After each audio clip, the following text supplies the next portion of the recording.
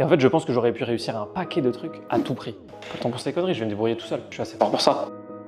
J'ai compris que ce qui était vraiment grave, c'est les choses sur lesquelles je ne me mentais même pas, parce que je ne les voyais même pas. Si moi je le fais, je suis une énorme salope. Évidemment. Et tout autour, il y avait les mensonges à moi-même, les choses que je me cache, etc. Mais j'étais à l'aise avec tout ça. J'étais en maîtrise de tout ça. C'est que je me crée un personnage. Ça m'a fait souffrir sur beaucoup d'aspects parce que les autres qui veulent la position dominante, ils la veulent pour faire mal. Tu voulais t'imposer comme le seul phare de leur existence. Ça n'a pas besoin d'être pénible. J'ai vraiment été biberonné au Super Saiyan en fait. Il y a eu de l'inconfort dans les deux, parce que c'est quand même très inconfortable dans les deux cas, mais les deux fonctionnent bien. Ils n'ont jamais connu ça, ils n'ont connu que la rudeur. Et donc c'est le langage qu'ils parlent. Et si on ne parle pas le même langage, on ne peut rien faire. Ouais. Donc c'est ultra subtil. Cette boîte-là, il faut aller l'ouvrir, même si on en ressort moins puissant aux yeux de la personne qu'on est au moment où on ouvre. C'est bien dit ça.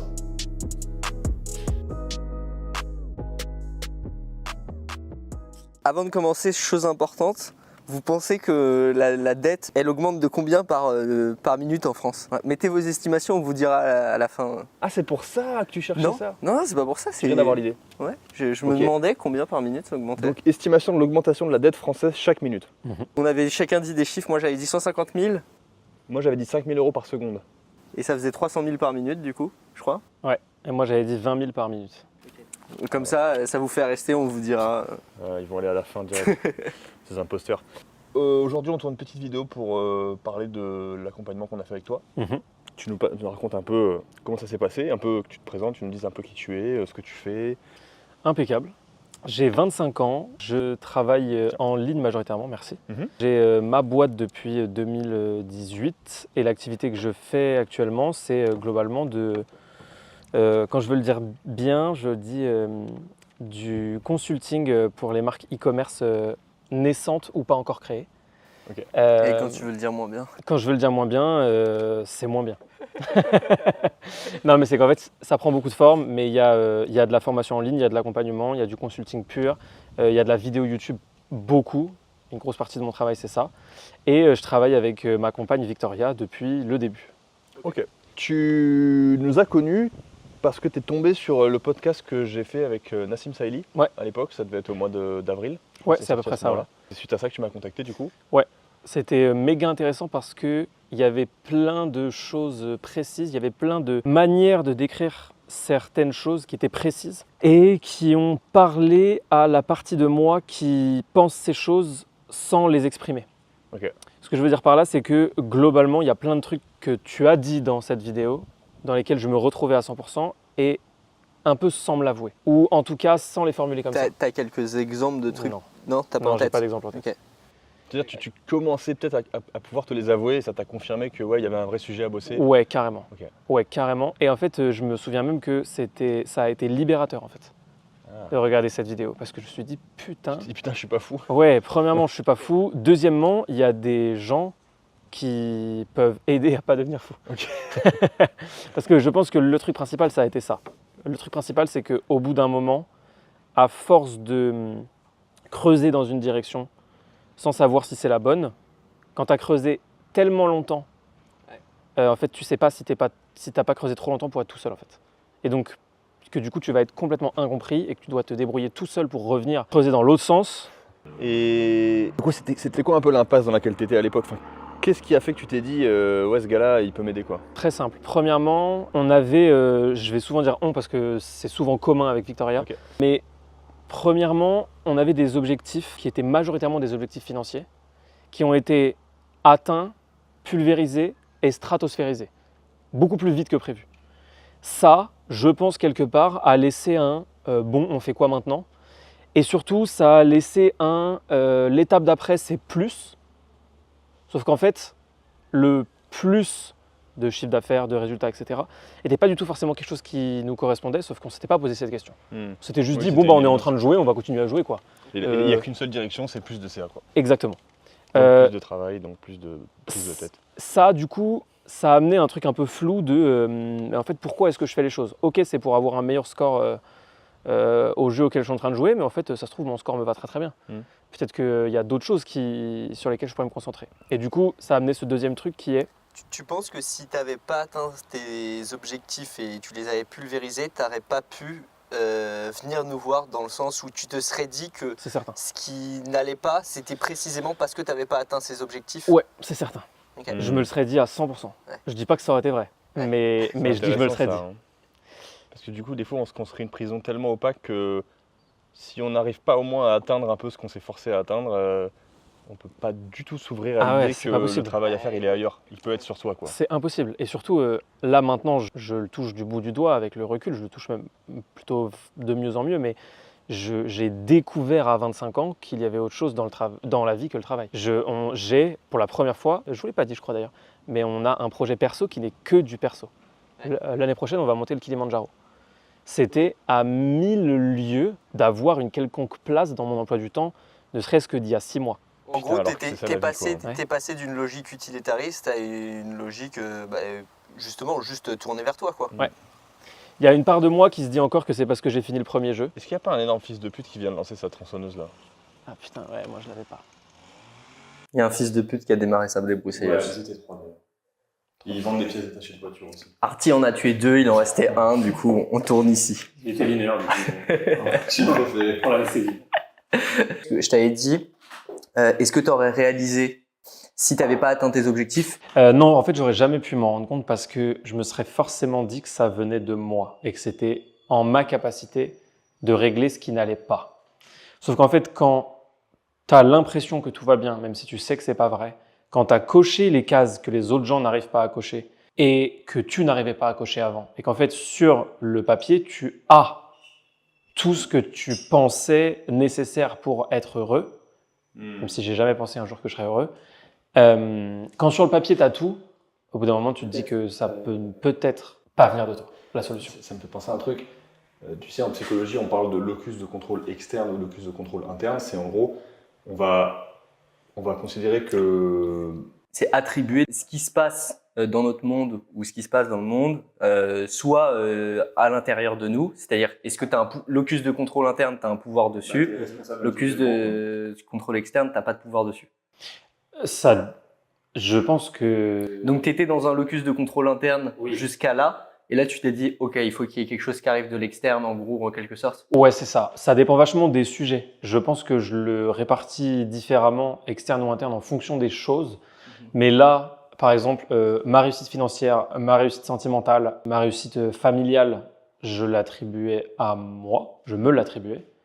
Mon bonheur personnel interne, je pensais pouvoir me l'octroyer, enfin que ça vienne de moi, et j'ai compris que ce ne serait peut-être pas le cas. Okay. Ouais, tu avais coché toutes les cases, sauf qu'il y a une case très importante que tu ne considérais même pas, c'était être à peu près heureux et me sentir bien, quoi. Ouais, mais en fait, c'est vraiment parce que je ne me posais pas la question. C'est-à-dire que j'étais pas du tout enfermé dans un truc, non, mais moi je compte pas, il faut que je fasse tout pour... C'était vraiment pas ça le mood. Le mood, c'était juste que je ne me posais pas la question quel sport je vais prendre plaisir à faire, quelle sortie je vais prendre plaisir à faire. Je ne me posais pas la question du plaisir, en fait. Quel travail, quelle partie de mon métier je préfère. Ça ne me venait pas à l'esprit, c'était pas refoulé. Il y avait que qu'est-ce qui doit être fait et qu'est-ce qui n'est pas utile. Oui. Et du coup, le plaisir était relégué dans la partie inutile. Oui. Et un des trucs que vous m'avez beaucoup aidé à comprendre, il y a une des phrases à un moment, je ne sais plus lequel de vous l'avez peut-être dit tous les deux, pardon. Mais un des trucs qui m'a vraiment énormément aidé, c'est de comprendre que, sûrement pas pour tout le monde, mais pour un certain type de personnes, quand on veut réussir à tout prix, bah en fait, on va réussir. Si on prend le à tout prix de manière absolue et littérale, on va réussir.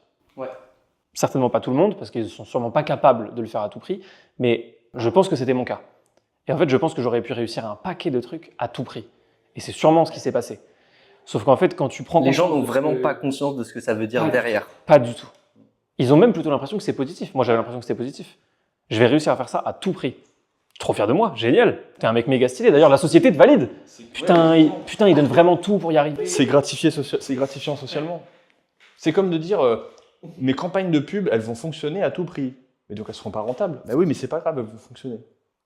C'est le quoi qu'il en coûte. C'est le même. C'est quoi qu'il en coûte. Ouais. Mais comme quand on s'attribue pas suffisamment d'estime et quand on n'a pas suffisamment d'amour de soi, on ne s'attribue pas de valeur.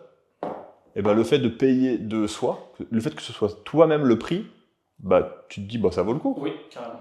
Ouais, c'est exactement ça. Et surtout, je me le disais pas, il y a vraiment une subtilité hyper importante, c'est qu'à aucun moment, je ne pensais de manière frontale, je n'ai pas de valeur. Oui. J'avais pas l'impression de me sacrifier, en fait, je ne m'en rendais pas compte. Bah, c'est ça le problème. C'est ça le problème. De la logique luciférienne, c'est que tu ne te rends pas compte que tu es en train de vendre ton âme au diable, entre guillemets. Ouais, c'est exactement ça. Et surtout, je suis très vite tombé dans le fait que je le fais pour les autres, je le fais pour Victoria, etc., etc. Donc ça te donne une légitimité à continuer et ça te donne une raison de ne surtout pas t'arrêter. Parce que tu te sens responsable. Donc si tu arrêtes et que du coup ça découle négativement sur d'autres, bah c'est très négatif pour soi. Donc en fait, ça crée une boucle. En plus, là, dans ce que tu dis, la prison que tu te crées, dans laquelle tu t'enfermes, elle te donne le rôle social que tu as envie de jouer, Ouais. que tu as envie d'incarner. Ouais, carrément. Le rôle du mec qui endosse tout, Mhm. qui assume tout, à tout prix, qui ne se plaint jamais. Et donc en fait, tu peux pas en sortir tout seul. Ouais. C'est ce qu'on disait tout à l'heure. Et Même si tu en prends conscience. C'est ça d'ailleurs, nous, le taf qu'on fait, une grosse partie du taf, c'est montrer le prix que tu payes quand tu fais quelque chose. Et il y a plein d'endroits où on se rend pas compte le prix qu'on paye. Parce que, je dis toujours, ce qui est très simple à comprendre, c'est on voit pas ce qu'on voit pas. Et tant qu'on est tant qu'on est que dans une logique, bah finalement on peut pas réaliser que y a d'autres façons de faire et qu'il y a d'autres façons de faire moins coûteuses. Et comme on a attribué cette façon de faire à un fonctionnement normal, bah du coup tu peux pas réaliser en gros. ouais, carrément. Et ça, c'est le premier truc qui m'a fait savoir que j'étais sur la bonne voie, c'est ça. C'est quand j'ai vu le coût de certaines choses. Quand j'ai vu la pression que je me mettais sur certaines choses et qu'en fait, je l'ai lâché. J'ai vraiment eu l'image de lâcher un poids que je portais et qui tombe et de me sentir tellement léger Ça fait du bien. et donc de réaliser que je le portais en fait. C'est comme si tu as fait ton sac toi-même, tu le mets sur ton dos, tu sais ce que tu as mis dedans. Et en fait, au bout d'un moment, sans t'en rendre compte, tu t'en rends pas compte, mais chaque jour, ton sac devient un petit peu plus lourd, un tout petit peu, au fur et à mesure. C'est très très marrant parce que un des derniers messages que j'ai reçus, c'est une pote que j'ai conseillé à aller voir un thérapeute dont je connais l'approche, et elle m'a dit « Ah putain, je suis sorti, j'ai l'impression d'avoir perdu 10 kilos sur le dos. » Et c'est vraiment ce truc-là, quoi. C'est exactement ce truc-là. Et moi, je l'ai vu sous forme de différents poids. J'en ai perdu un très rapidement. Et puis ensuite, j'ai commencé à visualiser qu'il y en avait d'autres. C'est vraiment le truc de la caverne. Oui, quoi. tu peux pas perdre le poids dont tu n'as toujours pas conscience. Oui, exactement. Donc là, le travail, c'est d'abord de les identifier avant d'essayer de tout perdre. Parce que je suis pas du tout, je n'ai aucune envie de tomber dans un dogme opposé au truc que j'avais avant et de me dire ça y est, maintenant je lâche tout. J'ai envie de faire une métaphore complètement perchée, mais je vais la faire quand même. Mais je crois que quand tu perds trop, quand tous ces poids là qui te plombent, tu les lâches tous d'un coup. Est-ce que c'est pas un peu dans ces moments-là que tu perds pied parce que ça te maintient un peu sur terre quand même? Il y a des chances. Et tu pars dans. C'est là où, genre, comme tu avais rattaché, enfin moi c'est ma vision, mais comme tu avais rattaché ce poids à ta vie sur terre, en gros à ta vie qui t'ancrait, bah tu peux avoir un truc de putain mais qu'est-ce que c'est le réel du coup. Genre un peu ce truc, t'as tellement un décalage entre l'avant et l'après que tu te dis okay, attends, doucement en fait.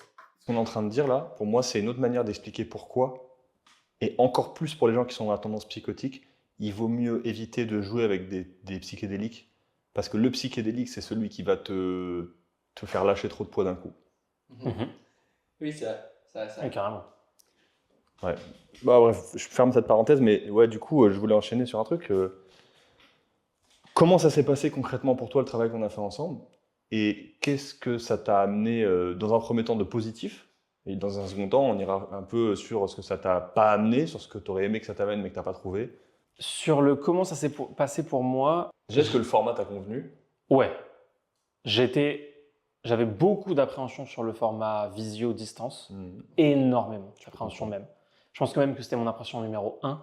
Elle a été balayée en 10 minutes avec toi et 5 minutes avec toi. Je savais qu'il ne pouvait pas s'en empêcher. J'ai fait exprès. Pour des raisons très différentes. Ça n'aurait pas pu se Timothée balayer. est précoce, c'est pour ça. Ça n'aurait pas pu se balayer en 5 minutes. Oui, Et si ça s'était balayé en 10 minutes, ça aurait été négatif. t'étais mieux armé sur le terrain du mental et moi je vais sur ce terrain-là. Ouais. T'étais beaucoup moins armé sur le terrain des émotions. Ouais, carrément. Ouais, carrément. Et donc ça ne m'a finalement posé aucun problème. Vraiment aucun. C'est quand même très cool de se rencontrer. Ça faisait partie des trucs que je me pour la disais. première fois finalement. On se rencontre pour la première fois. C'est important de le dire. On a tout fait à distance. Ouais, Ouais. on a tout fait à distance. Donc c'est très cool de pouvoir se rencontrer. C'est un plus. Ouais. Mais ça, c'était la première grosse appréhension. La deuxième grosse appréhension, c'est que, en fait, j'aurais même dû mettre celle-ci en première. Ma principale peur ou le principal frein à aller chercher de l'aide et aller me faire accompagner sur des terrains comme ceux dont on est en train de parler, c'est que je ne voyais pas à quel moment je pouvais tomber sur des gens intelligents. C'est-à-dire que je me disais que j'avais 99,9% de chances de tomber sur des gens qui sont moins rationnels que moi, qui sont moins vifs, moins intelligents, et qu'en fait, ça n'allait pas m'aider. Bah, t'avais pas tort. Hein. Bah, je sais bien, c'est pour ça T'avais que... un petit peu surestimé le pourcentage, mais pas beaucoup. Peut-être. Tant pour ces conneries, je vais me débrouiller tout seul. Ouais. Je suis assez fort pour ça. Et quand je t'ai vu parler face à Nassim, je me suis dit, putain, j'ai peut-être trouvé quelqu'un qui a au moins, sur le moment je me suis dit ça, au moins accès à un niveau de réalité identique au mien. Ok. Et c'était largement suffisant. Moi, mieux c'est bien, mais si c'est identique à moi, c'est déjà très bien. Ok. Donc ça a assez vite été balayé. De même, quand j'ai rencontré Tim, c'est très rassurant en fait. Je suis compris rapidement sans avoir à tout formuler. Est-ce que c'est vraiment le truc genre, on me voit quoi. Pour une fois, on me perçoit. Plus qu'on me voit, c'est je vais pas me sentir jugé premièrement, parce que j'ai quand même des sujets qui me sont très propres, qui sont pas des sujets de plein de gens, des sujets d'argent, des sujets de lieu de vie, des sujets de tout ça. La personne ne va pas projeter sur toi tous Ouais, ses affects et c'est sûr flemme. qu'elle n'a pas réglé elle-même. Ouais, c'est On terrible. s'est dit exactement la même chose quand on a discuté, on a échangé là-dessus sur qu'est-ce qui nous a convaincus nous de nous faire aider à l'époque. Ouais, Et on l'a dit en même temps, c'est quand on a compris qu'on ne serait pas jugé. ouais, carrément. Ouais. C'est tellement important. Ouais. Si je me retrouvais avec un coach, quelqu'un qui veut m'accompagner, mais qui a un mode de vie qui fait qu'il n'a jamais, ne serait-ce qu'entraperçu le mien, bah Oui, parce que c'est ça aussi. j'irai jamais en fait. Être vu, être perçu, c'est en tant que personne et aussi le contexte dans lequel tu vis, Ah ouais. le quotidien que tu as. De mon côté, c'était avant tout le quotidien et le contexte de vie. Ok. Très intéressant. C'était vraiment ça c'était un frein énorme. Contexte de vie qui est Que qu'au moment où ça a commencé à se parler, j'ai 24 ans, une copine depuis 7 ans, j'habite à Dubaï, j'ai un chiffre d'affaires et des revenus très élevés, je vais dire pour mon âge, mais c'est même pas qu'une question d'âge, très élevé point. Et donc tout ça mêlé, et en même temps, c'est même plutôt ça qui est intéressant, c'est qu'en fait, tu prends juste ce que je viens de dire. Là, plein de gens peuvent avoir un stéréotype dans la tête. Bien Le sûr. stéréotype du mec qui habite à Dubaï, qui vend des formations, j'ai rien que ça, etc. Tu as tellement de chances de te faire juger par Tellement. quelqu'un qui- Tellement. Donc moi, je sais ce que je vaux. Mais par contre, je sais qu'il y a plein de gens qui ne sont pas prêts à voir qui je suis vraiment au-delà du stéréotype. Et je n'ai aucun problème avec les gens qui ont des a priori à la base. Mais par contre, j'ai un problème avec les gens qui n'arrivent pas à dépasser ça. Et vous avez dépassé ça comme ça. Enfin, en tout cas, j'espère. Si ce n'est pas le cas, il faut le dire maintenant. Mais vous avez vraiment dépassé ça facilement, rapidement, et je l'ai senti. Et ça aide énormément, ça, à se sentir compris. C'est ce que j'ai expliqué sur un des derniers lives que j'ai fait, parce que du coup, dans nous, l'accompagnement qu'on fait, on propose des lives sur la plateforme, et j'ai fait un live sur l'estime de soi. Et j'ai expliqué que n'importe quelle personne qui accompagne des gens, qui a fait un minimum, enfin non, un bon travail sur lui, n'a plus forcément ce juge intérieur de lui-même, parce que justement, quand on n'est pas bien intérieur de nous, c'est qu'il y a un conflit, c'est qu'il y a deux parties de nous. Et une des deux parties, c'est un juge. Quand tu fais bien le travail, tu as une espèce de réunification à l'intérieur de toi où justement il y a une fluidité, tu es dans la vie et tu n'es pas en train de te regarder en permanence ce que tu fais, est-ce que c'est bien, est-ce que c'est pas ouf, en train de juger, d'avoir des a priori sur toi. C'est ça, avoir une bonne estime de soi. Une bonne définition, je trouve, c'est de ne plus avoir de juge interne. Ouais, Tu vois. Et en fait, quand tu as bien fait le travail sur toi, logiquement tu l'as pu et du coup tu l'as pu en externe parce que en fait tu as compris pourquoi tu en es là, à quel moment, qu'est-ce qui fait que tu comprends les facteurs, la complexité qui fait qu'un individu finalement n'est pas aussi libre que ce qu'on voudrait faire croire et tout ça. Et donc tu sors d'un jugement en fait, tu sors d'un jugement. Tu traiteras l'autre comme tu te traites toi-même. Donc si tu te traites bien, bah... T'as encore de la jugeote dans le sens t'as encore finalement quelqu'un qui est capable d'évaluer et de se dire Et t'as toujours des stéréotypes. C'est pas parce que t'as plus de juge interne que t'as plus de stéréotypes. Juste, en fait, il n'y a plus de valence sur le stéréotype. Tu vois. Donc, t'as un a priori comme tout le monde. Je te croise dans la rue. Ok, il a cette chemise, il se comporte de cette façon, il a tel gestuel, il a tel. C'est des raccourcis. Voilà, c'est fait pour prendre des décisions rapidement et comprendre ce qui se passe en face de toi, se sécuriser et tout. Par contre, tu peux avoir tout ça sans la balance. Positif, négatif. Et tu peux aussi prendre le temps de te poser pour observer ton stéréotype, le dépasser, le remettre en question, le confirmer. Ouais. Et ça, c'était un truc que moi, je faisais déjà beaucoup à l'extérieur, vers les autres. Mais pas en interne. Jamais. Jamais. Mais parce que, encore une fois, c'est pas que je le voyais et que je le refoulais, c'est que ça ne me venait pas. Et c'est pour ça qu'il y a plein de choses qu'on a déterminées au fur et à mesure qui me font beaucoup rire, mais quand je pense aux gens qui disent à haute voix « ouais, moi quand j'ai besoin d'aide, je demande pas » et tout. Et en fait, c'est tellement drôle parce que les gens qui ne demandent vraiment pas d'aide, ils ne s'en rendent même pas compte. Je ne m'en rendais pas compte. Ouais. Je ne le savais pas. L'ego est très fort. L'ego est très fort. Mais c'est vraiment que je ne le savais pas. Je pense que j'ai du mal à expliquer ce truc-là parce qu'il est très précis, mais globalement, si tu as l'impression de te mentir à toi-même, c'est quand même que tu sais quelque chose. Moi, je ne le savais pas. C'était au-delà de me mentir à moi-même. Oui, c'était vraiment l'étape encore avant. Ouais, carrément. Et j'avais ce truc-là sur énormément de choses. Parce que du coup, si on continue sur les aspects positifs, une chose dont je me suis rendu compte, c'est que je me créais un personnage. Ça, en fait, je le savais déjà. Sauf que ce que je ne savais pas… Tu le faisais dans quel but, si tu veux dire Globalement, le but, être en paix. Okay. Le but final. C'est-à-dire que j'aurais pu te répondre plein de… Être en sécurité. Être en paix. Que mes proches soient en paix, que moi je sois en paix. La sécurité vient avec… Corollaire de… Ouais. Et ça, c'est la raison finale. C'est la raison qui réunit toutes les autres raisons. Après, sinon, il y a gagner. Gagner dans les relations sociales, gagner dans tout ça. Parce qu'en fait, j'ai toujours eu l'idée que si c'est moi qui gagne ou si c'est moi qui domine, comme je n'ai aucune volonté d'oppresser les autres, il vaut mieux que ce soit moi le roi. Plutôt qu'un autre. Okay. Moi, je n'ai aucune envie d'oppresser les autres, de leur faire du mal, je n'ai aucune en fait, c'est une position volonté. De sécurité. Oui. C'est si quelqu'un d'autre y arrive, potentiellement, il me soumet. Oui. Moi, si j'y vais, je ne vais soumettre personne. Donc autant que j'y aille. Ouais. Sauf que ça m'a fait souffrir sur beaucoup d'aspects parce que les autres qui veulent la position dominante, ils la veulent pour faire mal. Donc ils sont prêts à plus de choses. Je ne sais pas si je le couperai au montage ou pas, mais j'y vois quand même une forme de déni de sa propre perversion. Mais là, on est sur un truc on n'a pas trop abordé, toi et moi. C'est parce que la plupart des gens, tu vois, et c'est pas une vision qu'on partage, mais on s'en fout dans l'absolu, c'est que la plupart des gens ne veulent pas prendre le pouvoir pour faire mal, tu vois. Les gens veulent prendre le pouvoir parce qu'ils y voient de l'intérêt, parce qu'ils veulent se protéger, parce qu'ils ont besoin de gratification. Et en fait, après, dans un second temps, ils agissent d'une façon où ils font mal. Mais le but n'est pas de faire mal en général. La plupart des gens que tu croises dans la rue, c'est en fait la vision qu'on a du méchant, c'est une vision justement principalement. Oui. Dans la réalité, quand tu viens de confronter aux gens et tout, tu te rends compte que tout le monde a un petit cœur et tout le monde a, enfin la plupart des gens et en fait il y a très peu de gens qui ont vraiment cette volonté de nuire. Même objectivement, j'en ai pas rencontré. J'ai rencontré des gens très très méchants au premier abord et puis quand tu grattes et tu mets de la douceur à l'intérieur de toi parce qu'il faut rester avec ces gens-là pour voir. Enfin il faut. Moi, je m'amusais à rester. Il faut les rejoindre.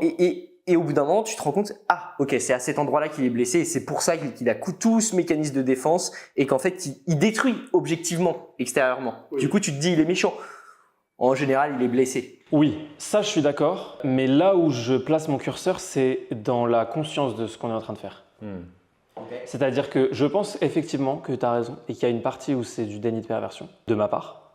Mais à chaque instant, quand je fais quelque chose, je me pose premier degré, en tout cas c'est le sentiment que j'ai moi, la question de si je vais blesser, faire du mal, est-ce que l'autre va être à l'aise, est-ce que… Ce qui est logique étant donné ton profil de personnalité oui. Et ce rapport que tu as à l'altérité et la conscience que tu as de l'autre. C'est pas, on ne retrouve pas ça chez tout le monde, mais chez toi c'est très présent. En fait, ce qui se passe aussi, c'est que quand quelqu'un s'humilie devant moi, je suis très heureux pour lui que ce soit devant moi et pas devant quelqu'un d'autre. Parce que je prendrai soin de ça. Et donc c'est pour ça que je voulais, dans énormément de situations différentes, accéder à la position dominante, parce que j'ai l'impression de ne rien en faire. C'est-à-dire, j'ai l'impression de juste la posséder, la conserver, ne pas la donner à quelqu'un d'autre, puisque je gérerais mieux que quelqu'un d'autre. Mais ça permet d'être en paix. En tout cas, ma vision de la paix. Et ma vision de la paix est majoritairement tournée vers les autres. Donc c'est sûrement un délit de perversion. Et il y a évidemment des choses où je découvre et où j'ai découvert, j'aurais pu mettre ça dans les aspects négatifs, mais c'est pas le cas, mais où j'ai découvert qu'il y a que ce qu'on pense bon pour l'autre n'est pas forcément bon pour l'autre. Ouais. Et de manière de manière absolue. Ouais. C'est-à-dire ça peut être objectivement bon pour lui, mais en réalité pas bon pour lui. Exemple tout bête, tu gagnes 1 500 € par mois, si tu mets 1 000 € par mois dans le Bitcoin, c'est mieux. Ça, c'est universellement vrai. Mieux que de les dépenser. Pour que ça puisse toucher tout le public, c'est objectivement mieux, c'est arrêter de fumer par exemple. Voilà. Objectivement, d'un point de vue de la science, d'un point de vue du corps humain, c'est mieux. Après, dans les faits, si tu lui fais arrêter ça, bah potentiellement tu l'as amené dans une position où il était soumis à toi, donc il n'a pas de liberté, donc il s'est aliéné de quelque chose à l'intérieur de lui. Potentiellement la cigarette elle servait à compenser quelque chose à ce moment-là, et donc tu t'es pas rendu compte et t'as défoncé une partie de son logiciel sans savoir quelle était l'utilité de la cigarette. Enfin, je donne cet exemple, mais c'est ça qui fait que la volonté de faire le bien n'est en réalité que très peu corrélée avec le résultat bien fait ou mal fait pour l'autre à la fin. Quand j'écoute notre échange, je me dis que peut-être qu'on le coupera, mais peut-être même pas en fait. Je crois que ce qu'on fait, c'est quand même vraiment à des années-lumière de ce qu'on trouve sur Internet. Ah bah, tu m'étonnes. Et oui, et en fait, me vient aussi un truc à la con, c'est qu'en fait, tu voulais t'imposer comme le seul phare de leur existence. Ouais, et au-delà du seul phare de leur existence, c'est un truc que je t'avais dit dès le début, mais en fait, je le voyais comme mon fardeau. C'est-à-dire que si je le fais pas, personne ne va le faire. Et je le pensais pour de vrai. Parce qu'il y a un truc, il y a un truc qui m'avait marqué à l'école il y a très longtemps, c'est quand on a appris ce qu'était le fardeau de l'homme blanc. Bon, eux, ils l'ont utilisé de manière... eux, c'est fallacieux. C'est-à-dire qu'ils l'ont utilisé pour justifier la colonisation en disant « Non mais attendez, si nous, on ne leur construit pas des hôpitaux, qui va le faire ?» Eux, ils l'ont utilisé a posteriori pour justifier et se défendre. Moi, je l'ai utilisé en amont. Au bout d'un moment, j'ai regardé autour de moi, mes proches. Je les considère pas du tout comme incapables. Mais par contre, je me considère comme plus capable sur certaines choses. Ça ne veut pas du tout dire que c'est des incapables. Peut-être qu'ils s'en sortiraient extrêmement bien sans moi. Mais ils peuvent faire mieux, plus, aller plus loin. Je confirme tellement. Évidemment. C'est incroyable. Comme c'est bizarre. Et en fait, que vous sachiez, on a des types de personnalités assez proches. Et ce que tu décris là, moi-même je l'ai ressenti aussi depuis toujours. Et je pense que la manière dont je m'exprime en podcast ou dans mes vidéos, je mets beaucoup de moi, énormément de moi, je mets pas de filtre et beaucoup d'affect. Et je pense que c'est pour ça que ça t'a parlé particulièrement. Ouais, carrément. Tu t'es dit, mais putain, ça colle. Ouais, carrément. Ouais. Oui, à fond. Oui, parce que j'ai aussi toujours eu ce truc de putain, qu'est-ce que je rêverais de trouver quelqu'un qui lui aussi veut dominer, mais pas pour faire le mal. Parce que du coup, je me sentais très très seul. Je me sentais extrêmement seul. Mais parce qu'en plus, tu avais un filtre qui te laissait penser, avec l'histoire que tu as eue, un filtre qui te laissait penser que toute personne dotée d'une volonté de dominance est forcément nuisible. Bien sûr. Et ça t'arrangeait bien de croire ça. Parce que ça te confortait dans le schéma dans lequel tu étais, je pense. Oui, carrément. Mais ça laisse seul, par contre. Ben ouais. Et du coup, ça m'avait quand même amené... Mais de toute façon, toute dominance laisse seul. Parce que c'est toi oui, par et les essence. autres. Oui, bien sûr. Donc, oui, mais je rêvais de trouver quelqu'un qui domine aussi de... Oui, ailleurs, sur une autre île. Ailleurs. Exactement. Et que... Viens à moi. Oui, viens à moi, mais viens en paix par contre. Et viens, on vient en paix tous les deux, chacun avec un drapeau blanc et on se boit une bière, tu vois. Et c'est un peu ce que j'ai ressenti en voyant le truc en me disant putain. Premièrement, je suis pas tout seul. Deuxièmement, ce gars a l'air vachement mieux armé que moi. Et troisièmement, il a un nain dans sa poche arrière droite. Un nain magique qui lui peut venir tirer des ficelles que peu savent tirer. Donc là, en termes de positif, c'est sûr que ça a fait beaucoup. Et il y a un truc que j'ai pu faire. Et j'ai remis en question que c'était positif, parce que ça n'était peut-être pas tant que ça, mais quand même un truc que j'ai pu faire qui est merveilleux, c'est qu'au moment où j'en avais le plus besoin, j'ai eu une compagne extrêmement compréhensive, mais à un niveau de compréhension que je ne demandais même pas. J'ai pu m'arrêter de travailler à 100%, aller à 98, une petite vidéo de 5 heures et c'était réglé. J'ai continué à avoir des revenus, mon train de vie n'a pas changé et j'avais quelqu'un à côté de moi. Ça change, mais tellement tout. Ça change tout. C'est les meilleures conditions possibles pour pouvoir faire le travail qu'on fait, dans de bonnes conditions. Alors, oui, Mais à un moment, je me suis dit, mais très récemment, je me suis dit, mais là, du coup, tu es en train de faire tout le travail sur toi dans une vie anormale. C'est-à-dire une vie où tu ne travailles pas, une vie où globalement, ma femme s'occupe plus de moi que moi je ne m'occupe d'elle, ce qui n'est évidemment pas une vie normale en 2025, et une vie où, pour l'instant, tu continues à toujours gagner autant à peu près en travaillant 100 fois moins, mais pour combien de temps? Donc en fait, c'est pas une vie normale, c'est un cocon. C'est génial parce que ce que tu dis là, ça répond au séminaire qu'on a préparé pour demain. Génial. On parle de ça, de comment créer les conditions du changement pour pouvoir permettre un changement en limitant la souffrance. Parce que souvent, il faut... Ça, c'est dans la souffrance qu'on change. Bref, tu verras ça demain. Ça me renvoie à ce que tu dis là. Mais vas-y, je te laisse continuer. Un autre truc extrêmement intéressant que j'ai compris, et c'est à un moment j'ai fait un truc que je pensais jamais faire, mais j'ai pris un carnet et j'ai pris des petites notes, j'ai écrit des phrases, je pensais vraiment jamais faire ça de ma vie les gars. J'ai écrit des phrases que je pensais avoir compris ou commencé à ressentir pour mieux les intégrer, pour aller vers le chemin d'intégration en tout cas. Et une des premières que j'ai écrites, c'est « ça n'a pas besoin d'être pénible » parce que j'ai vraiment été biberonné au Super Saiyan en fait. C'est-à-dire que le Super Saiyan, plus il passe proche de la mort, plus il devient fort.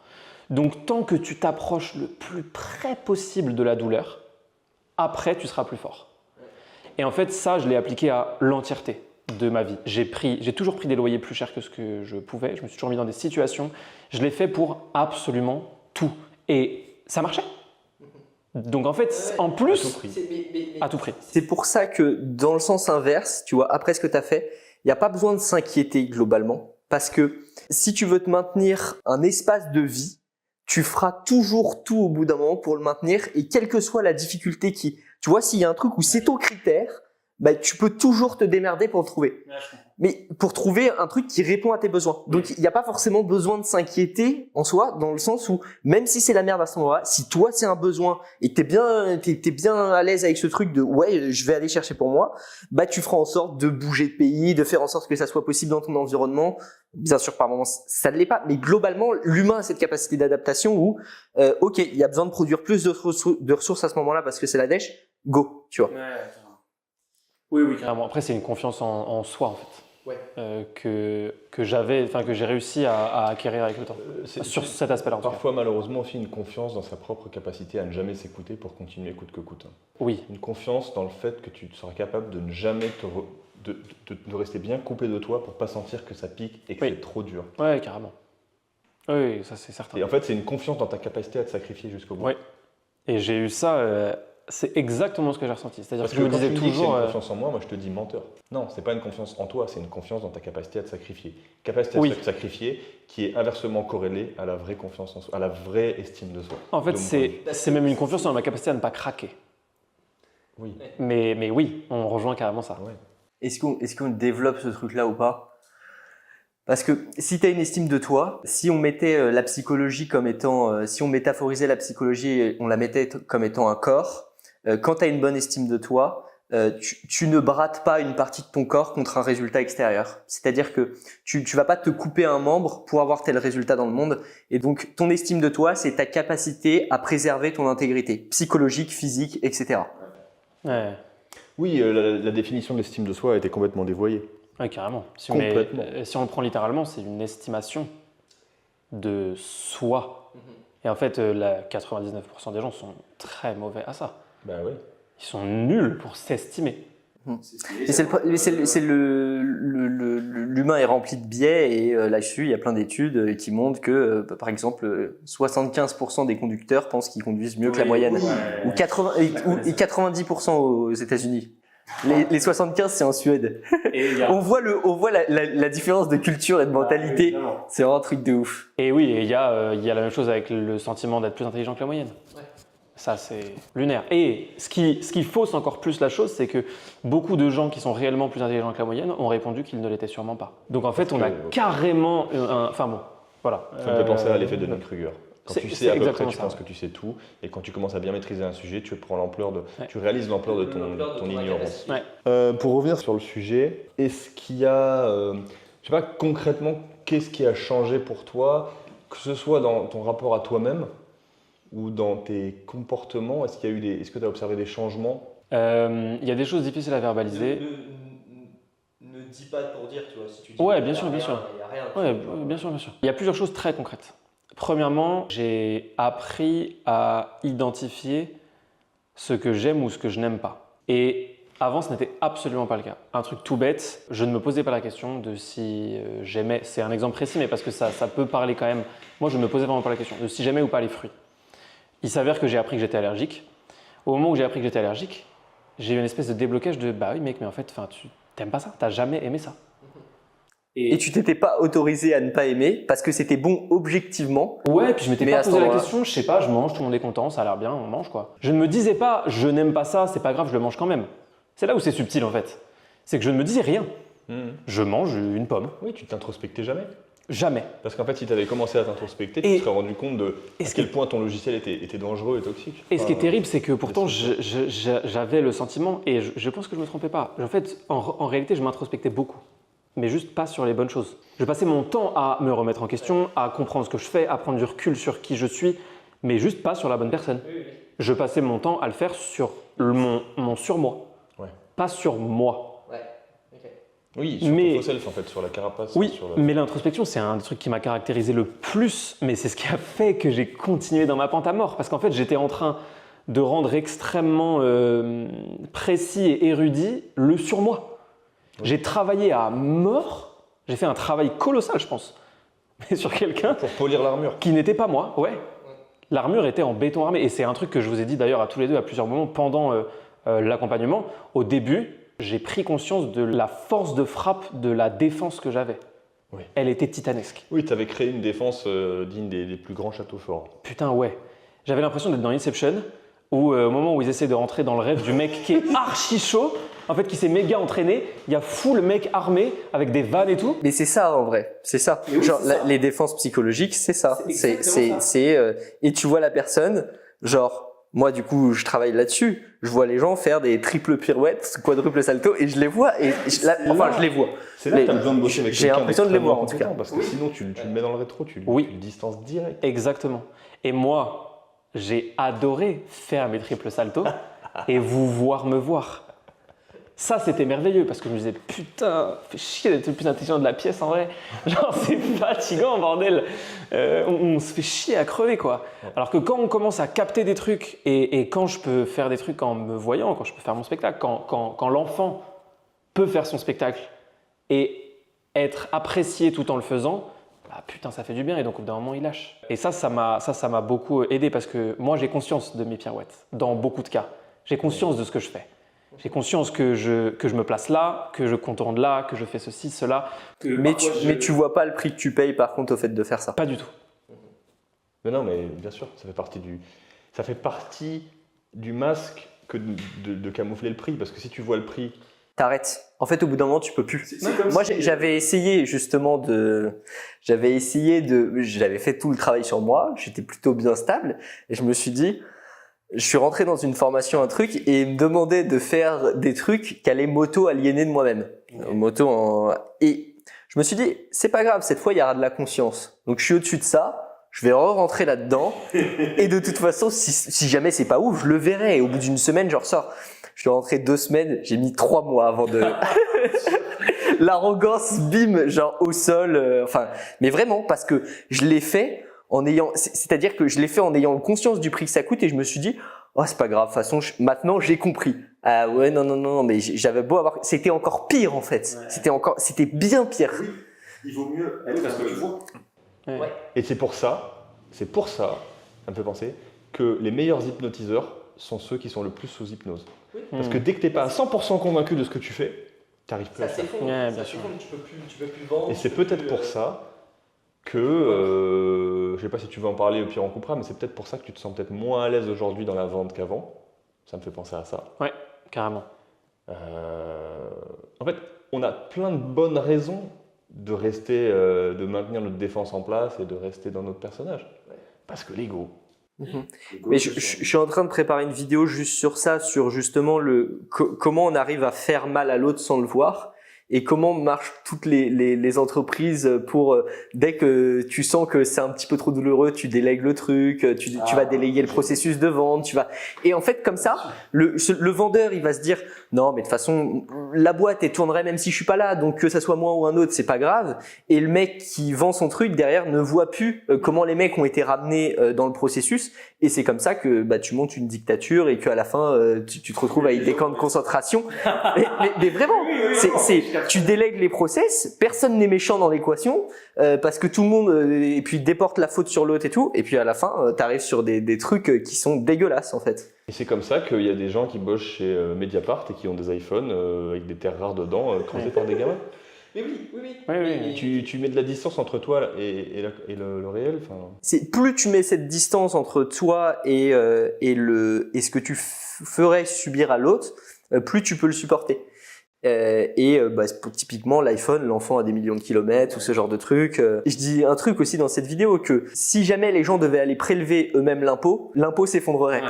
C'est-à-dire que l'État c'est le monopole légitime de la violence. Ouais. Et donc tant que tu dis mais non mais de toute façon c'est l'État qui s'en occupe, ça va. Si demain c'est toi qui dois te retrouver à faire grand seigneur et tu rentres chez les gens et tu dis donne l'argent, tu vois, ouais. Et le mec qui est avec son restaurant et qui arrive pas à le faire tenir debout, oh, t'inquiète frérot, je vais te le laisser et je vais faire autrement. Quand je parle de ce problème, je place pas les autres comme faisant ça et moi faisant pas ça. C'est précisément parce que je l'ai observé chez moi, notamment avec toi, qui est plus du côté finalement je vends l'accompagnement, et j'ai fait mais attends, mais est-ce que t'essayerais pas de déléguer justement ce truc là parce que t'es pas à l'aise justement avec la valeur de ce que tu proposes. Et donc moi ma technique ça a été de me dire ok je vais aller vendre ce que je propose, et aussi le deuxième processus, comme il y a une période où je me sentais pas 100% aligné par rapport à ce qu'on délivre et tout ça, je me suis dit ok je vais rehausser au maximum la valeur de ce qu'on délivre. Et donc comme ça après j'ai pu faire en sorte que le truc soit aligné avec mes valeurs et que selon moi j'estime que je suis pas en train de massacrer autrui ou ce genre de truc. Et donc j'ai fait ça de cette façon. Je vais en profiter pour parler d'un truc sur la vente. Tu vois, toi t'es venu vers moi, t'étais mûr entre guillemets, c'était le bon moment. J'ai pas eu besoin d'user de techniques de vente particulièrement agressives pour te closer, même pas du tout. Et si tu l'avais fait, dans mon cas précis, ça m'aurait bien bloqué. Oui, en plus. Imaginons que tu aurais été quelqu'un sensible à ça parce que tu connaissais pas la vente et machin. Si j'avais fait ça et que du coup, tu avais commencé l'accompagnement avec nous à un moment où tu n'étais pas encore prêt à aller faire ce travail, à aller ouvrir la boîte de Pandore, peut-être que ça aurait été trop d'un coup et que tu l'aurais pas supporté et que tu aurais mal réagi. Ouais. C'est ça aussi. Nous, ce qu'on délivre, ce qu'on propose, de grands pouvoirs impliquent de grandes responsabilités, comme dirait Marlène Schiappa qui cite Spider-Man. Et donc, on est particulièrement obligé de faire attention à ça. Ça tombe bien parce que c'est en phase avec notre éthique personnelle à tous les deux. Bref, tout ça pour dire que je ne vous hypnotiserai pas en appel de vente si vous réservez un appel parce que ce qu'on dit aujourd'hui, ça vous a parlé, quoi. Oh, ouais, pas du tout. Moi, je suis hypnotiseur professionnel en appel de vente et je l'aurais vu immédiatement. Et ça fait du bien que ce ne fût pas le cas, effectivement. C'est très important. Dans les autres trucs qui ont changé de manière très concrète, il y a quand même des choses que les gens faisaient peut-être que moi, je ne faisais pas du tout. C'est que je ne me posais pas comme on l'a déjà dit, je ne me posais pas beaucoup de questions sur ce que j'aimais vraiment. Et notamment au niveau du sport. Et il y a beaucoup de choses que je trouvais ridicules. Je portais quand même un jugement sur pas mal de choses. Un jugement avec bienveillance et pitié sur les autres et avec exigence et sévérité sur moi. Exemple tout bête, si tu vas marcher sur un tapis tous les jours et que tu es un autre que moi, je me dis c'est quand même dommage que tu saches, que tu n'aies pas une idée pour autre chose, que tu sois plus efficace, mais bon, au moins tu fais ça, c'est bien. Si moi je le fais, je suis une énorme salope. Évidemment. Alors que c'est exactement la même chose, on fait la même chose. Bref. Je me suis mis à tester des choses pour voir si j'aimais bien. Et en fait, en l'espace de 3 mois, je me suis mis à marcher, pas sur un tapis parce que ça casse les couilles, mais pas parce que je me juge, juste parce que ça casse les couilles. Je me suis mis à faire du padel fréquemment. Et oui, avant, je pensais que c'était un gros sport de bobo. Putain de tendance de merde. Voilà. Et en fait, juste sur le moment, je m'éclate. Donc en fait, j'en ai rien à faire du reste. Je me suis mis à faire de la boxe, mais à partir d'un plein de mois. Pas pour savoir me défendre dans la rue, pas pour protéger ma famille, pas pour toutes ces raisons-là. Ça, c'est une externalité positive supplémentaire. Je me suis mis à faire de la boxe parce que je prends un pied monstre, parce que j'adore ça, parce que ça me permet de lâcher quelque chose, parce que je fais ça avec un Français, on met une enceinte, on met du rap français, et donc je me sens bien dans un bon moment Ça va de, être cool, hein. de grosse cohésion. C'est méga cool en fait. Et donc j'ai découvert cette notion de faire les choses Pour la chose elle-même. Et pour la chose elle-même. Ce qui est le problème globalement du siècle où la plupart des gens font les choses pour autre chose. Et donc ils prennent jamais satisfaction au process. En fait, ils sont tout le temps dans le mental ou ce genre de truc et c'est plus tard je profiterai, à la retraite je profiterai, quand je serai mort je profiterai. Toujours l'objectif loin de soi. Ouais. Loin. Mais c'est heureusement qu'il y a ça parce que s'il y avait pas ça, tu réaliserais tout l'horreur de la situation et de ta vie et potentiellement tu pourrais pas tenir. C'est-à-dire que c'est un palliatif à la torture en fait ce truc. Ouais. Carrément. C'est le sédatif parfait. Mais c'est vrai que, tu vois, pour monsieur, madame, tout le monde, ça paraît très dingue d'entendre ça, mais je pense que parmi les gens qui vont s'identifier à toi, ils vont se dire putain, mais ouais, clairement. Ouais, On en connaît plein des mecs comme ça. Moi, le sport, c'était une manière de me flageller pour atteindre un objectif beaucoup trop élevé que je ne serais jamais capable d'atteindre en réalité, tu vois. Vraiment, ça ne servait qu'à ça. Ça ne servait pas à me dépenser dans ma semaine pour créer un équilibre avec les moments où j'ai besoin de beaucoup utiliser mon cerveau, parce que j'utilisais mon cerveau de malade en faisant du sport, ce qui est la pire des idées dont on a parlé il y a une demi-heure. Et en fait, du coup, j'étais juste bloqué dans tout n'est qu'utilité, mais je le revendiquais. C'est-à-dire que ça, pour le coup, j'en avais parfaitement conscience, je trouvais ça génial et je trouvais complètement stupide tous les gens qui ne faisaient pas ça. Genre, tu fais des trucs pour rien. Oui, mais parce que c'était cohérent pour toi. Bien sûr. TI dans le MBTI. Et parce qu'en plus, si tu es comme moi et tu es un peu comme moi là-dessus, ta vérité absolue du moment est celle qui doit s'imposer au monde entier. Bien sûr. Et donc pourquoi Mais parce faire qu'on a raison. mais parce que c'est vrai. Mais c'est pas parce que c'est vrai pour nous que c'est vrai pour les autres. Ouais. Ah bon? Hitler et Mussolini qui se remettent en question. T'imagines? Ah merde. Bon, après tant de louanges, finalement, est-ce qu'il y a des choses où tu es resté sur ta faim, ou des trucs où, je sais pas, ça t'a mis en difficulté, et où il y a eu de l'inconfort? J'espère qu'il y en a eu, parce que s'il n'y en a pas eu, c'est mauvais signe. Il y a eu beaucoup d'inconfort, très différents avec vous deux, Ok. parce que vous allez les chercher de manière très différente. Toi, tu vas le chercher frontalement. C'est-à-dire que quand je commence à dire, ah putain, ça va pas être facile à dire. Toi, tu jettes le truc en l'air en mode allez, c'est parti, on l'envoie. Toi, tu t'approches doucement, t'en prends soin, tu le regardes, tu l'aides à sortir. Donc, il y a eu de l'inconfort dans les deux, parce que c'est quand même très inconfortable dans les deux cas, mais les deux fonctionnent bien, pour une personnalité comme la mienne en tout cas. C'est-à-dire que j'ai beaucoup besoin qu'on m'aide à accepter certaines choses et qu'on prenne soin de certaines des choses que je peux penser, parce que je n'en prends pas soin moi-même, et être secoué, ou en tout cas être mis en concurrence à un instant T très court, en sachant que même si je perds, je ne serai pas jugé, parce que c'est ça qui est très important, j'en ai besoin aussi. Donc de l'inconfort, il y en a eu pour mon plus grand bien. Je venais presque le chercher. En même temps, ça fait. En même temps, c'est cohérent. Moi, je suis arrivé, j'avais été voir un thérapeute au début et j'avais fait. Mais c'est quoi il est beaucoup trop doux pour moi, quoi. C'est-à-dire, ça m'énervait. J'étais là, mais. Enfin, vas-y, rentre dedans, en fait. Voilà, c'est ça. Et parce que mon logiciel de base, c'est violent avec moi-même. Donc, si t'arrives avec quelqu'un qui est là, non, casse-toi. Ouais. Mais c'est ça, parce que la plupart des gens avec qui on travaille, ce dont ils ont besoin, c'est qu'on les aide à remettre de la douceur. Mais comme ils ont besoin de ça parce qu'ils n'ont jamais connu ça, ils n'ont connu que la rudeur. Et donc, c'est le langage qu'ils parlent. Et si on ne parle pas le même langage, on ne peut rien faire. Ouais. Et donc, c'est ultra subtil, ça. Ouais, carrément. D'où le fait qu'on se complète bien là-dessus. Et ce qui serait une bonne énergie pour ces mecs-là, en fait, ce qu'il faut, c'est une bonne énergie papa. Dans le sens, c'est un truc un peu brut de décoffrage, mais finalement avec la douceur qui va avec. Ouais, En carrément. fait, c'est je vais t'apprendre à faire du vélo sans les roulettes et je vais te pousser, mais si tu tombes, je vais pas me foutre de ta gueule. En fait. Ouais, voilà. C'est exactement ça. Et Je vais venir te relever. Ouais. Ou je vais tomber moi aussi pour te montrer que tu vois, c'est pas grave. Oui. Et c'est pas. Je vais encore tomber, putain. mais non, mais vraiment, tu vois. Et Donc ça, effectivement, c'était de l'inconfort, mais c'était pas de l'inconfort négatif.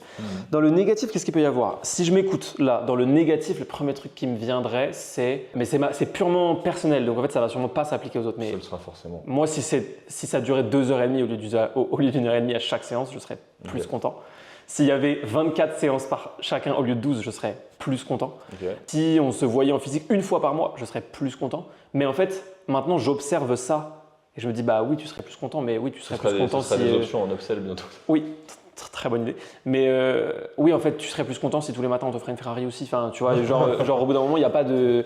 Et puis, est-ce que tu serais vraiment plus content si ça… Enfin, même pas forcément en fait. Sur la forme, qu'est-ce qui t'amènerait à pousser une critique sur finalement le format? Nous, du coup, on propose un accompagnement sur… consultant business. Ouais,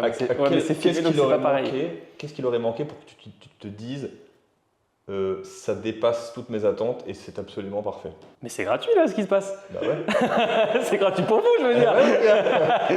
Ok. C'est comme nous, on a fait un des derniers lives, on a dit aux gens de l'équipe pendant le live, on a fait un live sur justement juste l'aspect business, comment améliorer les trucs, et à la fin du truc, on a posé, ça serait quoi les trucs qui font que vous resteriez genre 1 an, 2 ans avec nous, 3 ans. Qu'est-ce qu'il faudrait pour qu'au moment, si jamais vous devez suspendre votre abonnement, qu'est-ce qui manque pour que vous vous disiez putain, fait chier de suspendre l'abonnement, tu vois? C'est merveilleux. C'est merveilleux de faire ce genre de choses, j'adore faire ça. Sur ce truc-là, je tiens à préciser parce que sinon ça peut faire secte en fait, le fait de vouloir maintenir, surtout quand tu es en train de prendre soin des gens. Oui, Là, on parle d'un truc qui concerne uniquement les lives qu'on fait. Donc c'est différent. C'est pas l'accompagnement dans le sens de prendre soin de la personne. En fait, on fait en sorte que ça soit le mieux possible, le plus rapidement possible, et pas de maintenir la personne. C'est pas de créer un schéma de dépendance où finalement l'autre prend le pouvoir sur toi. Et en quelque sorte, toute personne qui t'accompagne le fait en partie. Mais la question, c'est est-ce qu'il va tout te donner, toutes les armes possibles pour que tu partes? Un peu comme des parents qui vont te donner les bonnes armes, qui vont t'apprendre à te protéger, qui vont faire tout ça, et à la fin qui vont te dire ah, t'es sûr que tu veux prendre ton envol et tu veux partir de la… Et finalement, c'est un peu un fonctionnement sectaire, tu vois, quand des parents se comportent de cette façon-là. C'est pour ça que les gens qui sont attirés par les sexes sont ceux qui ont eu des schémas familiaux dysfonctionnels. Hein. Oui. Et du coup, je suis le mieux placé de vous trois pour dire que à aucun moment je n'ai ressenti ça. À aucun moment je me suis senti dépendant, au contraire. Je pense que ça t'aurait particulièrement trigger. Ah oui, tu m'étonnes. J'ai eu au début des paranoïas sur vous deux. Sur des choses différentes et sur des choses similaires. On en avait parlé, Mais c'est pas… En fait, comme j'ai conscience de mes paranoïas, je les ai pas laissées prendre place. C'est-à-dire que je les observais, elles étaient là, et j'attendais de voir si quelque chose venait confirmer ou pas, mais j'ai l'œil suffisant pour ne pas juste voir que les choses qui viennent confirmer. Donc j'avais mes paranoïas. Je pense que au-delà d'une paranoïa qui serait trop envahissante, c'est sain finalement d'avoir quelque chose qui est un peu attentif en soi, surtout dans ce genre de relation. Et c'est précisément les problématiques qu'on retrouve quand il y a un diplôme ou ce genre de truc. C'est que le diplôme est fait pour légitimer la compétence et donc se dire c'est bon, je suis tranquille, il y a la compétence. Sauf que du coup, ce qui fait précisément, c'est arrêter de penser parce que tu te dis c'est bon. Il est et donc je peux baisser les armes. Il n'y a aucune appréciation. Mais c'est très bien d'avoir en fait finalement un adulte intérieur qui est là. Ah, peut-être que là ce qu'il vient de faire indépendamment de ses qualifications, c'est peut-être pas ouf. Et ça évite la soumission à la blouse blanche comme on retrouve avec les expériences de 1000 grammes ou ce genre de truc quoi. Donc finalement être attentif, c'est ça évite de se retrouver sous antidépresseurs pour une broutille quoi. Oui. Après il y a aussi la surattention que plein de gens et notamment sur tes réseaux où le moindre truc les déclenche et les fait partir en vrille, ils traversent le plafond juste parce que tu as dit un mot de travers selon eux. Qui se sont pas connectés à la personne et qu'ils n'ont pas vu ils sont adultes sur les papiers mais en réalité ce sont des enfants. Et comme nous on essaie de travailler avec des gens qui sont un minimum adultes. Mais de toute façon on l'a vu avec quelqu'un qu'on a commencé à accompagner qui était pas adulte et c'était vraiment trop lourd en fait même pour nous. Au bout de 2 semaines, on lui a dit tiens, on te rembourse. On lui a donné des numéros, on l'a pas laissé comme ça et tout. On lui a donné des numéros de thérapeutes et tout ça qui sont plus potentiellement compétents que nous pour faire le travail où il y a besoin de potentiellement 3 ans de travail ou ce genre de trucs qui prennent vraiment le temps parce qu'il y a tellement pas eu tout est tellement détruit que c'est compliqué quoi. Ouais, bien sûr. Mais donc dans les choses à améliorer Alors, le premier truc qui me vient, c'est. Mais là, c'est purement. C'est le business, ça n'a plus rien à voir avec cette vidéo, mais de la forme. Moi, je suis un matrixé de la forme. Et pour moi, la forme, c'est le fond qui remonte à la surface. Et en fait, je comprends l'argument général de le fond est plus important, il peut suffire à lui-même, etc. Mais je n'y crois pas. Moi, j'y crois pas non plus. Pas qu'il peut suffire à lui-même, non. Je pense pas non plus. Et donc, améliorer drastiquement la forme, voire essayer d'aller toucher une forme au niveau du fond, pour moi, ça améliorerait grandement tout le message. Ce que tu dis, c'est que finalement, le fond est encore meilleur que la forme. Ah bah largement. Souvent, c'est l'inverse. Ah, largement. Souvent, c'est les compétences en marketing qui sont bien meilleures que purement extérieures. Ah oui. Ah donc il parle pas de l'accompagnement. Moi, l'idée, c'est que je fais exprès, ça m'arrange bien aussi, parce que c'est beaucoup plus efficient. Je me doute. Je me dis, les gens comme toi qui accordent autant d'importance à la forme que le fond, s'ils ne sont pas suffisamment intelligents, ils vont buter, ils vont se braquer. S'ils sont suffisamment fins, ça ne va pas suffire à les braquer. En fait, c'est la problématique de si tu fais un marketing finalement poussé à l'extrême, ce que tu dis, c'est plus tu fais un marketing agressif ou de porc, plus tu vas ramener des gens qui sont pas censés être là, et donc plus ça va être chiant. Tu vois, moi je préfère pêcher à la ligne que pêcher au chalut en fait, parce qu'après il faut trier. Ça je comprends, mais il y a quand même des trucs qui sont là. il y a quand même des trucs. Genre les vidéos en vieux Marcel, merci. Ouais, puis sur la caméra elle est trop haute, enfin tu vois, genre plein de micro trucs. Mais en fait je capte c'est pour ça que je disais je comprends et puis le pas besoin. Parce qu'en fait, s'il n'y a pas besoin, il n'y a pas ma besoin. question, c'était plutôt sur le format accompagnement. Sur le format accompagnement, c'était il y a bien un moment où tu t'es dit, ça, c'est pas ouf. Quand tu es dans la forêt et que ça bug. Ah ouais, j'avoue. Ouais, je fais toujours mes appels en marchant. Mais c'est même pas à chaque fois, c'est arrivé genre 3 fois. Ouais, c'est vrai. 3 fois. Ah, 3 fois. Ok, je croyais 3 séances où ça ou 3. Dans 3 séances différentes, ça a bugué et il a dû marcher 5 minutes et après ça a repris. C'était au Pila, il y avait des coups comme ça. Tu sais, c'est un peu le bout du monde là-bas, c'est pas trop civilisé. Donc ça, mais ça c'est du détail. Non, mais ça c'est énervant. Ça tend. Ouais, moi ça m'agace. Ouais, moi aussi. Moi aussi. Non, en vrai, moi, vous deux, je pense.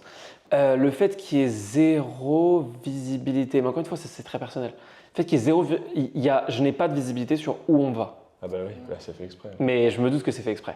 Mais en fait, si au début, je recevais un PDF avec sans explication, parce que c'est ça qui serait intéressant, sans explication, on va forcément travailler ça, forcément travailler ça, forcément travailler ça, forcément travailler ça, je commencerai par ressentir quelque chose que j'identifierais comme négatif. Et ça me ferait un ascenseur qui serait extrêmement positif au moment où je comprendrais ce que ça veut dire. En gros, si au début, il n'y avait pas d'explication, mais regarde, on va parler de ça, genre à XC, enfin, non, pas à XC, parce que c'est pas possible d'être aussi précis, mais on va forcément aborder ces sujets-là. Je serais rassuré, parce qu'un truc que tu as dit au début, enfin que tu as déjà dit dans ton contenu qui est génial et que c'est ça qui m'a hooké, c'est quand tu as dit je ne dirai jamais, non pardon, je vais dire exactement ce que la personne a envie d'entendre en appel de vente et derrière je fais la gifle. C'est pas exactement comme ça que tu l'as dit. Pas dit comme ça. Non, t'as pas parlé de la gifle. J'ai dit que j'ai bien conscience que les gens ont envie d'entendre ce qu'ils ont envie d'entendre et pas du tout ce dont ils ont besoin. Oui. Donc j'ai bien conscience que pour vendre, il faut plutôt aller sur le terrain de ce qu'ils ont envie d'entendre et derrière leur délivrer ce dont ils ont besoin. Oui. J'ai aussi bien conscience que c'est une forme de prise de pouvoir et de malhonnêteté. Je suis parfaitement OK avec ça parce que comme toi, je considère parfois, je suis parfois OK avec l'idée que je sais mieux que toi ce qui est bon pour toi. Oui. C'est très personnel. Je sais que toi, tu n'es pas totalement aligné avec ça, même pas du tout. Ouais. C'est pour ça qu'on s'équilibre bien. Voilà. Je rentre dedans là-dessus et ça rééquilibre le process. Mais pour ce que tu dis, c'est très difficile de te dire on va forcément travailler ça parce que les trucs qu'on va forcément travailler sont très peu nombreux. En vrai, je peux t'en citer quelques-uns, mais… Non, et moi, il y a quand même un truc de plus tu dis à la personne ce qu'il va travailler, plus potentiellement il va remettre des défenses là où… Et en fait, c'est-à-dire que plus tu dis de trucs, plus potentiellement c'est difficile d'accéder à lui. Et c'est pour ça que moi, je préfère par exemple pas écouter, même personnellement, les récaps que Arti fait au début de l'accompagnement avec les gens, parce que j'ai pas envie d'avoir les a priori d'Arti. Et à la limite, au bout de 2 séances, je vais aller lire le truc parce que je me serais fait une vision de l'individu. Arti aura fait sa vision de l'individu de son côté, et après, je vais aller voir sa vision et comparer et faire attends, bah là il y a ça, là il y a ça. Pour qu'ils comprennent, en gros, moi ce que je fais en première séance, c'est un peu un appel onboarding où je pose plein de questions pour avoir plein de data. Et ce que tu disais, c'est que toi, tu ne lis pas ce truc avant d'avoir fait une séance. Influencer pour garder ma vision brute. Et c'est pour ça que j'applique la même méthode dans tous les endroits où je travaille et j'ai de l'intérêt. C'est que je vais pas lire les spécialistes du domaine. Je vais essayer de m'intéresser un petit peu au domaine, le comprendre intuitivement, poser toutes mes hypothèses et ma réflexion. Et après aller étudier le cadre, parce que une fois que tu es dans le cadre, tu penses que avec le cadre qui est là. Et donc, ça nique ta créativité. Alors que si tu poses tes hypothèses avant et tu rentres dans le cadre après, t'as une vision extérieure qui était quand même la tienne, t'as la vision du mec, et puis tu peux potentiellement trouver une 3e voie et tout, que tu peux pas faire si tu fais pas ça. C'est très intéressant, j'ai envie de faire toute une vidéo là-dessus. Et je veux te répondre sur un truc. Pour moi, plus t'as besoin d'avoir cette page au début qui te dit comment ça va se passer, plus c'est le signe que t'as besoin de faire ce travail. Parce que finalement, un des trucs sur lesquels on travaille le plus, c'est d'aider les gens à accepter de ne pas savoir où ils vont, accepter l'incertain, à accepter l'inconnu, et accepter que tu ne peux pas tout contrôler ni tout prévoir. Donc c'est apprendre à remettre de la confiance tout en ayant ce mec vigilant à l'intérieur de toi qui permet de rééquilibrer sans être de la parano. Que tu vas, parce que le mec peut te dire en plus un truc sur la feuille et puis pas du tout faire ça. Et sauf que potentiellement ça fait ah c'est bon, tu baisses les. Ben non en fait c'est bien d'avoir quand même un truc qui est un petit peu attentif. Et en fait tu vois au fur et à mesure ah bah là ça me convient pas, bon bah je me retire, tu vois. Et à la limite nous il y a des gens qui au bout d'1 mois ils se rendent compte que c'est pas fait pour eux, ou justement ils ont besoin que d'1 mois. Bah ok, on en a discuté et puis ça se passe très bien. Ça me fait penser que je pense que ça c'est un des meilleurs moyens de différencier les habiles des demi-habiles. Parce que nous, on ne veut pas travailler avec des demi-habiles, on veut travailler avec des habiles. Et en fait, le demi-habile, s'il ne sait pas exactement dans quoi il s'embarque, il ne veut pas y aller. Tout comme il veut qu'il y ait une certification, une blouse blanche. On ne pourra pas te la donner, donc va voir ailleurs, quoi. Ouais, carrément. Ça c'est certain que sur le moment, je me l'étais dit et j'étais prêt à me lancer parce que intuitivement, je sentais que j'étais au bon endroit.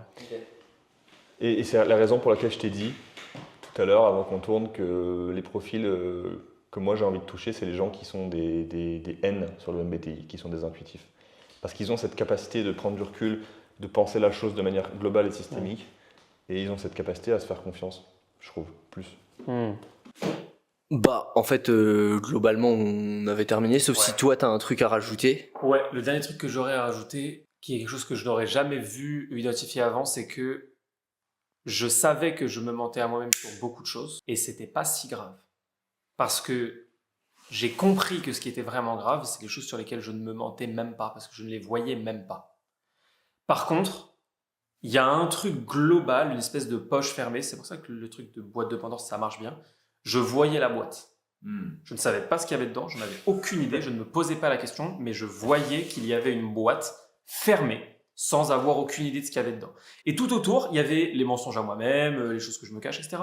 Mais j'étais à l'aise avec tout ça. J'étais en maîtrise de tout ça. Cette boîte-là, il faut aller l'ouvrir, même si on en ressort moins puissant aux yeux de la personne qu'on est au moment où on l'ouvre. C'est une belle phrase. T'as le sens de la formule. C'est pas formateur, c'est mon métier. Ok, bah écoute, c'est trop cool. Ouais. Merci beaucoup pour ton témoignage. Avec plaisir. On va vous laisser là-dessus. Comme d'habitude, déjà si ça vous a parlé, et ben on vous met en bio et en commentaire un lien pour réserver un appel soit avec moi, soit avec Timothée.